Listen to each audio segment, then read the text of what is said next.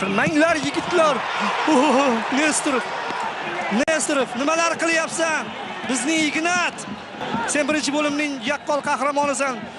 O'zbekiston futboli tarixida shunday darvozabon borki, u yillar davomida terma jamoamizni ishonch bilan qo'riqladi. Uning sevlaridan muxlislar hayajonga tushardi. Bugun biz aynan shunday futbolchi Ignatiy Nesterov haqida gapiramiz. Ignatiy Nesterov 1983-yil Toshkent shahrida tug'ilgan. Bolaligidan sportga, ayniqsa futbolga qiziqqan. Tengqurlardan farqli ravishda u darvozabon bo'lishni tanlaydi. Bu tanlov keyinchalik butun O'zbekiston futboli uchun muhim qarorga aylanadi.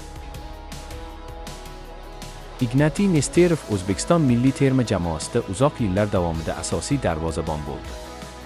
U Osiyo Kubogida qatnashdi. Muhim o'yinlarda jamoani qutqarib qoldi. Mamlakatning birinchi raqamli darvozaboni sifatida tanildi.